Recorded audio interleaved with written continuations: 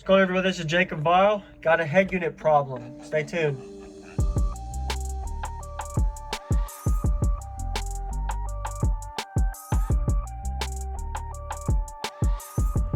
So, I was playing the other day, actually yesterday, and my head unit has taken so much abuse, the fact that it actually won't turn on anymore. And I already checked all connections, everything in the back end and the front was good. So I'm just gonna go ahead and assume it is bad. I'll go ahead and turn on the vehicle real quick to show y'all. No turn on. Normally when I turn the key here, it would have at least some kind of light, but it doesn't. The fuses could be popped. It could be something internal, but I've gotten over 5 to 6 years out of this head unit, so I'm happy with it. Not even gonna worry about it. This also gives me an opportunity to do something right here.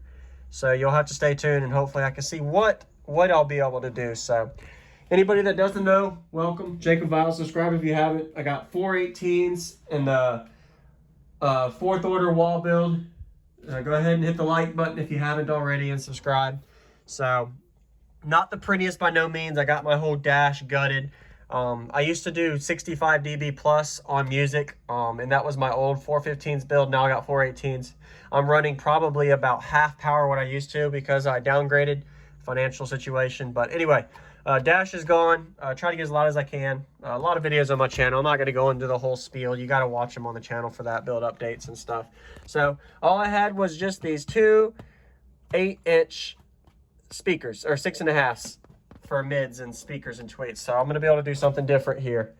The only downfall is I'm not taking my brace out, and I'm not planning to do like a whole extreme dash or anything like that. I'm not working on doing anything here either in the front end, not like doing anything modified. Just keep it how it is because I don't want to put a lot of money into it. But I am going to upgrade to a cheap head unit. So since I am doing loud bass, it doesn't like it.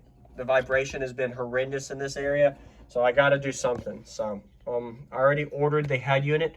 I'll show you the head unit I go with once I get it installed, and you'll see in a lot of other videos. But this one's obsolete. I'm going to go ahead and tear out all of this and see what I could do as far as making more of a head unit where I can carry it. So I'm going to be able to actually have some room to move it around, maybe even set it on my lap when I'm demoing and playing, and then have an area that I can mount it to. So maybe there would be different options. Let me know in the comments. I need some help and suggestions on this because maybe there's something I could do different. I don't know. By the time you watch the video, it could be already done too.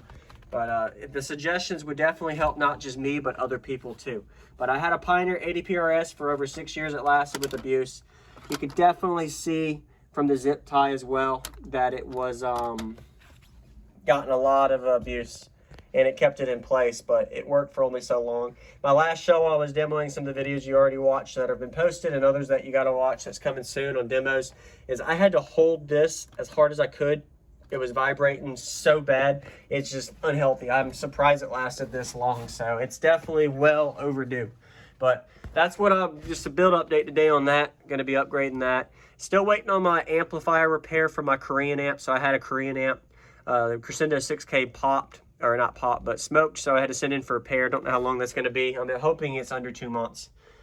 But that's for that. And then the 2 8K amps I have back there still. I got 2 more of these 6-inch and 6.5s. I might put all 4 back in. I don't know yet. Thinking about doing something here with the head unit. Maybe put a spot here to mount it to instead of there. The kick panel area is about 2 dB louder than right here. So it's maybe even more so. The vibration on the floor as well isn't helping. So there's a lot of different things I have to look at. Not the prettiest build, not my daily driver either. But I'm just spieling around talking. Sorry for so much talking, but I like to do videos updating you with situations. So I'm gonna go ahead and tear all of this out, and I'll show y'all how it looks when it's all out. So stay tuned in a second. This will be completely empty, and we'll see how it looks without it in here. So just took this off. Definitely jerry-rigged, not the best looking, but worked for me. So I got this apart and immediately heard some sounds. So definitely the board's gone, fuse popped, or who knows what, all kinds of things. But happy with it, 6 years. But this is how I made it. I had a little cutout, nobody could see it. It looks horrible, but nobody saw it. So I had some airflow at the bottom so it could cool, but I also had a mount point and just a couple pieces of my scrap wood. And that sucker lasted over 4 years in this little thing. And I'm surprised. And then I had about 2 years when my dash was in that it was installed. If anybody's seen videos from 5-6 years ago, you'd see that. On my main channel, Jacob Val, you'll see those. But let me go ahead and show you how it sounds when I shake it. And oh yeah, there is at least 2 or 3 boards vibrated loose and tore apart in there. Could be some solder apart. I mean, I'm just gonna say it's a goner. Even if it was repairable, not worried about it. Sorry if anybody's like, hey Jacob, man, can you send it to me? I'll buy it for you. It's just not needed, man. It's taking too much abuse. I don't want to sell it or give it to somebody and it has a problem. So gonna be just keeping this as a souvenir for a memory from all my years in my scrap bin. So anyway, that's how it looks. So the mount here, the way I did this is I had screws zipped in to the floor in a lot of areas. I mean, this sucker, see how I'm wiggling it? It wiggles a little bit, so that little bit of vibration at high levels of volume, decibels, definitely is vibrating. So see what I can do about that once I get my other head unit in, and we'll try to see if we can reroute this somehow, because this is what it is now. It's hooked up to it, and I'll have to rewire. Since I don't have any door speakers and I'm only running on power, ground, RCAs, turn on switch for the key, as well as the blue on for the wires. Probably less wires. I'll just run some wire and do something here. So anyway, that's a little update on it. Let me go ahead and get back to it.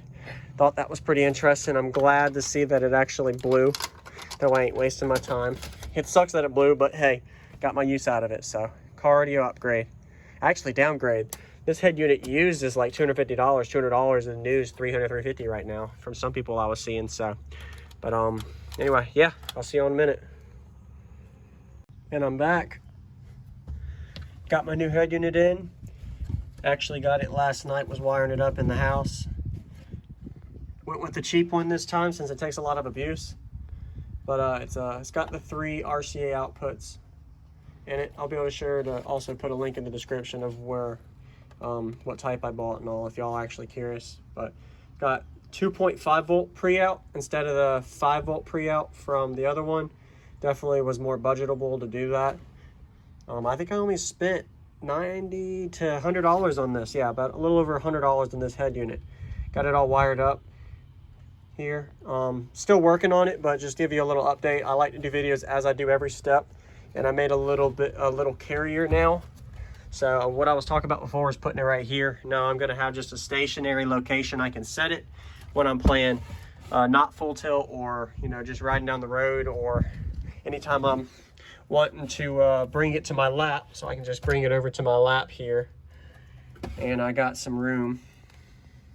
Still got to tie all this up and tape it to make it look clean, but y'all kind of see a wire mesh right now.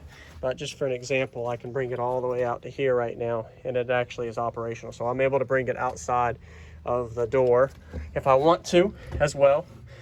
How did I do that? It literally just took a matter of I used 14 gauge OFC wire and a couple of wire lines that you have to extend from the harness to your location, and then you just got to have longer RCAs than the standard small ones to extend out, and it's still hooked up to my bass knob, which will be another video I'll be showing you how to do on that. Some people asked about it, so it's a little messy, but that's where it's looking like right now. So I do not have a lot of wire here for the reason of I don't have door speakers. So there's no door speakers running to the front, left or right, as well as in the back here. So what I did was, that was 8 less wire runs that I had to do. So there's 8 wires here on most all head units, and vehicles are the same, but you'll normally have like purple, green, white, gray will be your speaker colors for left, right, front, and rear. And that's 8 wires I didn't have to reroute. So if you see here, it looks ugly. There's a lot of different ways to do it. This is not the way that I suggest doing it, but this is the way I did it. I had the other tape up, if y'all saw on video earlier, I had the same thing. It worked for over 4 years, no problem. So I just wrapped around it after I secured it with electrical tape. So that's what electrical tape is used for. Not the safest, brightest way, but the way I do it. It worked for me. And then from there, you could see all of the wires that I didn't use. So all of these I didn't have to rerun an extended wire to, while the other ones, my power, turn on, the blue wire, ground, etc. It's only like 6 wires, but it's really self-explanatory. People pay $150, $200 install cost, labor, to do something that you honestly could do yourself, but it's a lot easier to see when you don't have a dash. When you have a dash, it's a lot harder, especially some vehicles, you got to take all the panels out. So I can understand a professional doing it maybe, but I personally have always done it myself. I don't do installs for others though.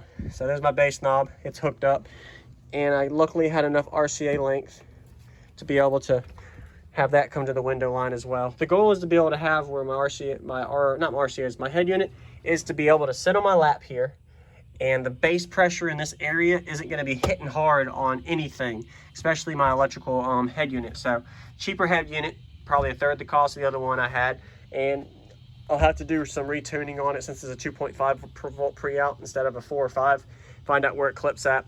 I do like that I can go up to 35 volume instead of 62, so that makes me have less clicks, which also has to make me learn the limits on where I can clip at and how many knob turns I can do, because when you do one click on a 35 volume head unit versus a 60 volume head unit, it's a lot less deviation for the 60 versus the 35, because every click you go louder, faster. I guess, maybe I'm wrong.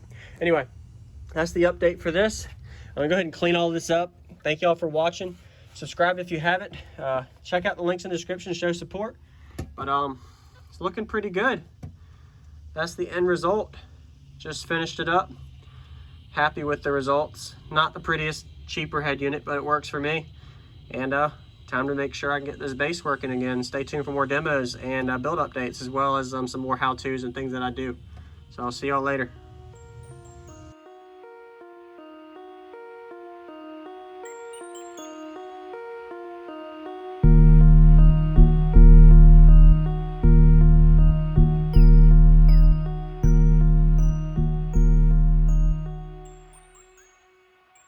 What's going on, everybody? This is Jacob Viral, ending this video to say thank you for watching my videos. Every single day I have a daily cardio video I upload. So if you haven't already, go ahead and hit that subscribe button and notification bell, and I'll see you tomorrow.